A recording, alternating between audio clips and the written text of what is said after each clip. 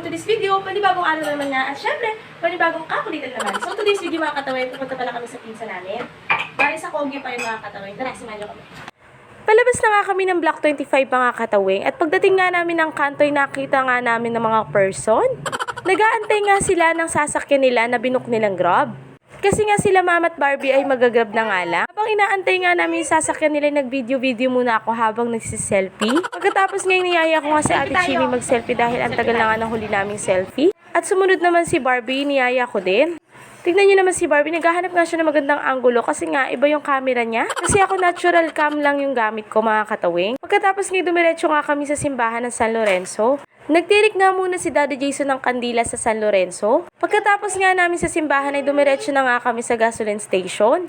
Dumiretso kami dito sa Shell mga katawing at nag-full tank nga muna kami. Sinigurado nga namin na full tank ang motor mga katawing bago kami lumarga.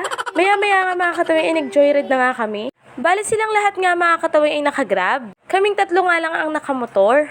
Si Ate Chimi, si Chen at ako. Hindi ko na nga masyado napakita sa inyo yung views mga katawing kasi nga nagkahiwa-hiwalay nga kami. Ito palang Robinson Antipolo mga katawing ay may gig din kami dyan. Pag nakita nyo nga yung Mercado Central mga katawing, pwede rin kayo makijam dyan. Depende sa singer mga katawing kung magpapajam sila.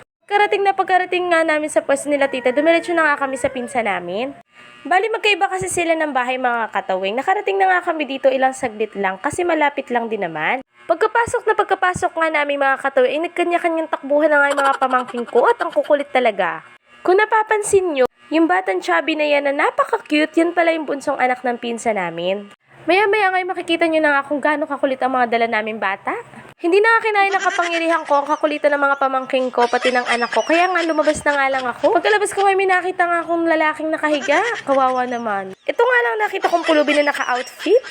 Maya-maya nga tinuto ko nga kay Daddy Jason ng camera at nagpapakit pa nga. Alaka. Nagkayaan nga kami ni Ate Chimi na bumili ng fishball, kaya naman hinanap namin yung fishball. Pagkababa nga namin sa kanto, nandito nga sila Chen. Bili nga rin sila ng fishball at tignan nyo naman yung fishball dito mga katawing. Dinadagsangan ng mga tao dahil nga piyesta ngayon. Kaya naman kahit saan kami dumaan ay talagang napakaraming tao. Bumili na nga muna ako ng fishball ko at pagkabili ko nga, nilapang ko na nga agad. Pagkatapos ko nga lumapang, pagpasok nga namin ay lapangan na naman. Kaya naman di na ako nagpatumpik-tumpik pa, sumandok na nga ako ng akin. Napakasarap nga rin nila magluto mga katawing. Kaya naman pandali na nga kami ng kain ni Daddy Jason. At tignan nyo naman at sunod-sunod nga ang subo ko ng kanin dyan. Napakasarap talaga ng luto nila mga katawing. Pinaka nagustuhan ko talaga yung hamonado ba yun? Basta yun na yun, basta masarap talaga mga katawing. Naman sa pinsa namin at sa tita namin, maraming pong salamat sa pag-imbita niyo sa amin.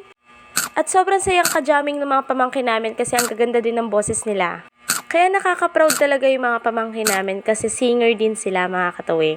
Hindi ko na nga sinamin sa vlog ko yung pagkanta namin dahil ni-live ko na lang siya mga katawing. Bali sa mga gustong makanood, istok nyo lang yung mismong Facebook ko at nandun yung live. Hanggang dito na nga lang tong video na to mga katawing. Maraming salamat sa panonood. Please don't forget to follow my Facebook page, subscribe my YouTube channel, like, share, comment to this video, and click the notification bell para updated kayo.